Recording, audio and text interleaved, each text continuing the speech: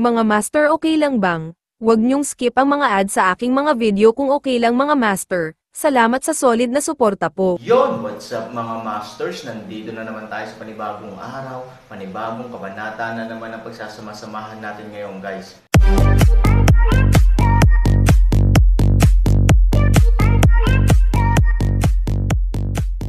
Bali mga masters, kung bago ka pa lang po sa aking YouTube channel, please click the subscribe button, lalong-lalo na po yung notification bell, guys, para maging connected pa rin tayo sa isa't isa at maging updated kayo sa mga susunod ko pang video. Bali mga masters, bago natin umpisahan ng kwento ay mag-shoutout po muna tayo para sa mga solid nating tagapakinig. Shoutout kay Arnel Paling, shoutout kay Jericho Tundake, shoutout kay Jasens Video, shoutout kay Randy Sabior. Yun na nga mga masters, no? Bali hindi na ito patagalin. In 3, 2, 1, let's go! Ang bagong yugto ni Daryl sa storytelling channel sa YouTube mapapakinggan. Ang nakaraan, sa lugar ng mga mangkukulam. Si Charlie ay lubos na nahirapan sa paghahanap ng halaman na may taglay na lason kapag ito ay naapuyan. Dahil sa gusto ni Charlie magawa ang kanyang binabalak sa matandang mangkukulam, hindi ito sumuko, at sa oras na ito, nahanap niya ang mahiwagang halaman, at ito ay nagmamadali bumalik sa lugar ng pagawaan. Nakita niya ang matandang Luz na natutulog, ang damdamin ni Charlie ay sobrang galit, dahil sa kanyang pagod, ay makikita niya lang ang matandang Luz ay tulog, ngunit hindi niya alam ito ay nagpapanggap lamang. Sa galit ni Charlie ang mahiwagang halaman na ito ay kanya parents sinindihan para hindi masayang ang kanyang pagod. Dahil sa ginawa niya, hindi niya sadyang nalasan ang matandang Luz sa loob ng pagawaan at ang plano niya ay naging matagumpay. Mabilis na nagpasya si Charlie na pasukin na ang lugar ng pagawaan. Bagong kabanata, kailangan ko na pasukin ang pagawaan baka makapagbigay pansin pa ito sa ibang mangkukulam. Pumasok si Charlie sa loob ng pagawaan. Sa pagpasok niya dito, halos wala siyang makita. Ang loob ng pagawaan ay nababalot ng usok mula sa mahiwagang halaman na kanyang sinindihan. Nako, wala akong makita, hindi ko makita. At paano ko malalaman kung anong gamot ang kailangan ko makwa? Bakit ko pa kasi sinindihan ang halaman na iyon, ang matandang Luz ay tulog naman na. Nanggagalitan ang puso ni Charlie. Bahala na, kailangan ko makahanap ng gamot sa lugar na ito. Si Charlie ay maingat na naglalakad at kumakapa sa loob ng pagawaan. Kailangan ko may makwa ng gamot dito. Bago pa mapansin ng ibang mga mangkukulam ang usok sa loob ng pagawaan, bulong ni Charlie sa kanyang sarili na may takot sa kanyang mga puso. Oo, dahil kapag nahuli siya ng mga mangkukulam na elf, ang kanyang katuyuan sa Elf Palace ay magiging mas mababa pa sa daga, at maaari siyang maparusahan ng mga ito. Labis ang pag-aalala ni Charlie dahil sa sobrang usok sa loob, ni hindi niya alam saan nakalagay ang mga gamot. Dahil sa pagpupumilit ni Charlie nakarating siya sa may sulok ng pagawaan ay may nakapa siyang isang kahon. Ngunit ito ay masyadong siliado. Ano ito? Bakit sobrang higpit naman ng pagkakasarado ng kahon na ito? Siguro ang gamot na nandito ay masyado mapanganib. Oo, sa isip ni Charlie ang gamot na nasa loob ng kahon ay sobrang mapanganib. Kahit na sobrang galit siya kay Daryl ay hindi nais itong mapatay. Ang nais niya lang ay ito ay masaktan at makagawa ng isang bagay na maaari siyang mapaalis sa lugar ng mga elf.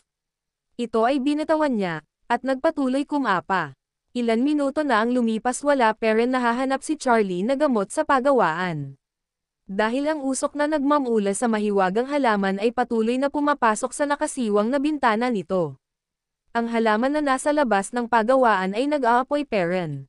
Sa tagal ng paghahanap ni Charlie, ang isang mangkukulam na elf ay napaizen ito. Ano ang apoy na iyon? Bakit nag-aapoy ang lugar ng pagawaan? Nagmamadali humingi ng saklolo ang isang mangkukulam na elf. Matandang Luz, na saan ka? Ang lugar ng pagawaan ay nasusunog. Tulong! Tulong! Ang pagawaan ay nasusunog, sigaw ng isang mangkukulam. Dahil sa ingay at pagsigaw ng isang mangkukulam, nabulabog ang lahat ng mga mangkukulam sa lugar. Nasaan si matandang Luz? Tanong ng mga mangkukulam sa isa't isa. Baka nasa loob ng pagawaan. Kanina habang lumabas tayo ay napasin ko nagpaiwan si matandang Luz sa loob. Hindi ko alam kung bakit. Baka napagpasyahan niya doon sa loob ng pagawaan magpahinga. Sabi ng isang mangkukulam. Kung ganun nasa panganib si matandang Luz, Kailangan natin siyang tulungan, nagmamadaling sabi ng ibang mga mangkukulam. Sa ingay ng mga mangkukulam sa labas, narinig ni Charlie ang sigaw ng mga ito.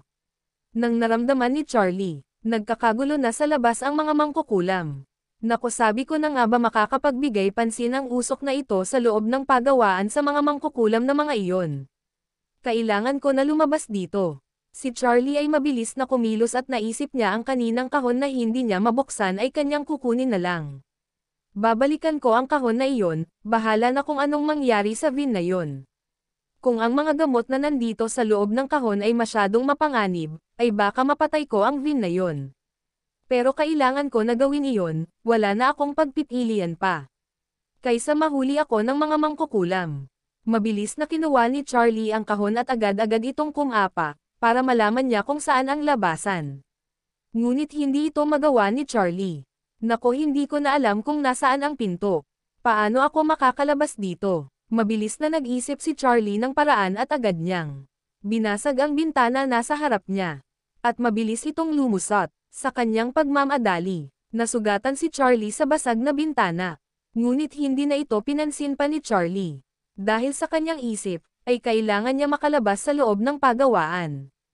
Nang makalabas si Charlie, agad itong nagtago sa malaking puno sa hindi kalayuan sa pagawaan.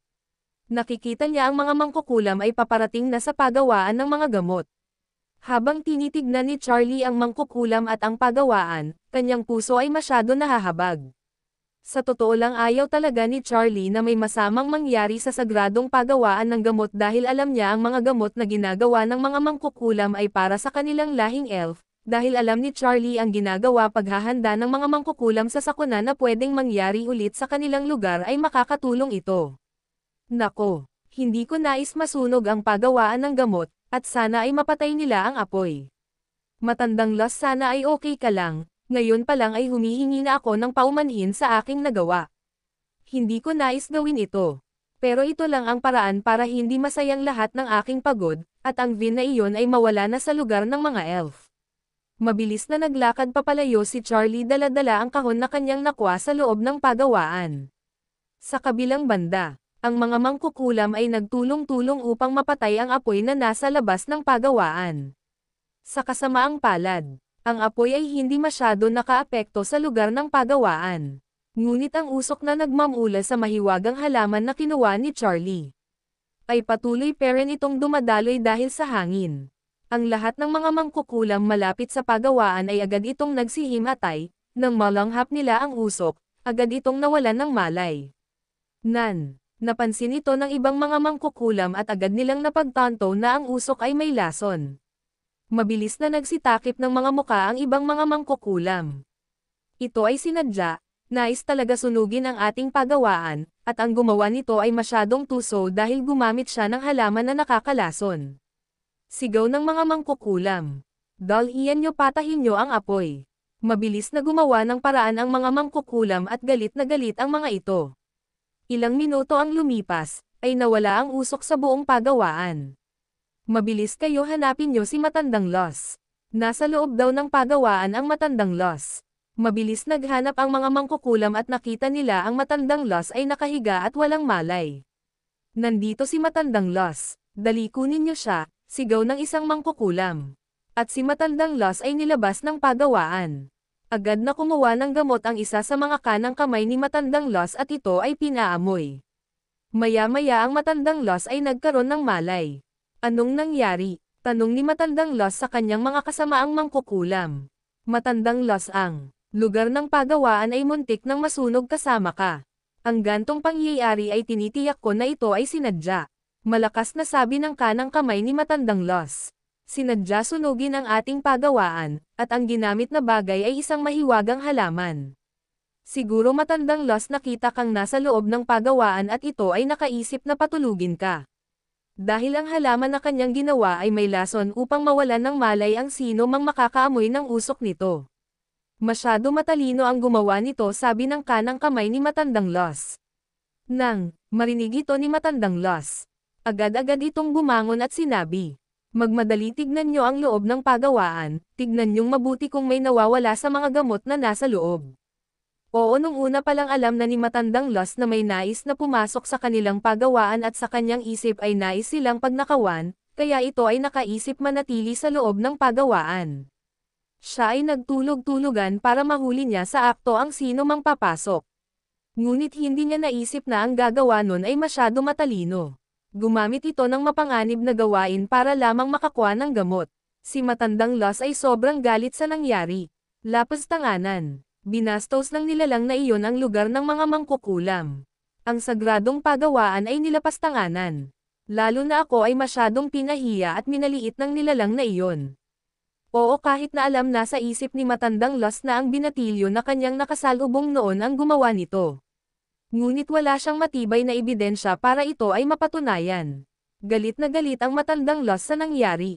Maya-maya ang kanang kamay ni Matandang Lost ay mabilis na lumabas sa pagawaan at tumungo sa lugar kung saan nandun ang Matandang Lost. Matandang Lost, maayos naman ang lahat sa loob, ngunit may isang nawawalang kahon. Nawawala ang kahon na may gamot na para sa pagtatalik. Oo, kanina lang dahil sa pagmamadali ni Charlie at para hindi masayang lahat ng kanyang ginawa. Hindi na ito nag-isip pa, at basta na lang niya kinuha ang kahon na hawak nito kanina. Nang wala na siyang mahanap na iba, ay ito na lang ang kanyang dinala palabas at mabilis na tumakas. Nang marinig ito ng Matandang Lost, agad itong nagtanong. Ulitin mo nga, ang nawawala ay ang kahon na may lamang na gamot sa pagtatalik. Tanong ni Matandang Lost ng mahina. Oo, Matandang Lost. Ang kahon lang na iyon ang nawawala. Kung ganun ang gumawa nito at ang nagtangka magnakaw sa loob ng pagawaan ay masyadong hayok sa pagtatalik. Mabuti naman walang mahahalagang gamot ang nawala at ang iba pa sa mga gamot nasa loob ay masyadong mapanganib. Tiyakin nyo pa na wala ng ibang nawala pa. Check nyo mabuti ang loob at isa-isahin ang mga kahon. Oo, Matandang Lost. Agad-agad bumalik ang kanang kamay ni Matandang Lost sa loob ng pagawaan. Napaisip ang Matandang Lost. Mukhang mali ako ng aking hinala. Ang binatilyo na aking nakita nakaraan ay parang hindi naman ganun. Kung siya ang kukuha ng gamot ng pagtatalik, saan niya ito gagamitin? Ang binatilyo na iyon ay wala sa kanyang pagkatao ang pagiging hayok sa pagtatalik. Oo, dahil ang Matandang Lost ay nakakabasa ng pag-uugali ng isang nilalang kahit na isang beses pa lang nito nakita. Tama, si Charlie ay walang katangian na maging hayok sa pagtatalik. Sadyang hindi niya talaga alam na ang kahon na kanyang nakuha ay may lamang gamot para sa pagtatalik. Dahil sa sobrang usok sa loob ng pagawaan, hindi niya nakikita ang mga bagay at mga gamot sa loob. Dahil sa kanyang pagkaterante at sa takot, ang kanina niyang nahawakan ay kanyang dinala palabas ng pagawaan. Si Charlie ay mabilis na lumayo sa pagawaan at ito ay takot na takot. Ano na lang ang mangyayari sa pagawaan ng mga mangkukulam, sana talaga ay hindi ito matuluyan masunog. Dahil pag nagkataon ang sagradong pagawaan na iyon, ang lahat ng gamot na nandun ay masusunog at lahat ng paghihirap ng mga mangkukulam ay masayang lahat. At, kapag napatunayan at nalaman na ako ang gumawa nito, siguro kailanman hindi ako mapapatawad ng mga mangkukulam na iyon, lalo na ang Matandang Lost. At siguro ako ay mapaparusahan at maaaring paalisan sa lugar ng mga elf. Bulong ni Charlie sa kanyang isip na may pag-alala. Kailangan ko maging maingat ngayon. Dahil ang nangyari lang ngayon sa lugar ng mga mangkukulam na elf, ay malalaman agad ni Master Ken ito. Kailangan ko na agad bumalik sa palasyo. Kailangan makabalik agad ako sa aking kubo. Bago pa malaman ni Master Ken ang lahat ng nangyari sa lugar na iyon. Oo, dahil sa isip ni Charlie, maaari siyang mapagbintangan dahil ang Matandang Lost ay kanyang nakasalubong kailan lang at baka isipin nila na siya ang gumawa ng lahat ng ito. Yun na nga mga masters, no? Bali panibagong kabanata na naman yung natapos natin ngayong gabi. Muli, maraming salamat po talaga sa walang sawang suporta po sa aking YouTube channel na talagang inaabangan nyo po ang bawat upload ko po. Bali mga masters, magkita-kita ulit po tayo bukas ng gabi at ngayon po ay magpapaalam po muna tayo. Bali mga masters, bye-bye!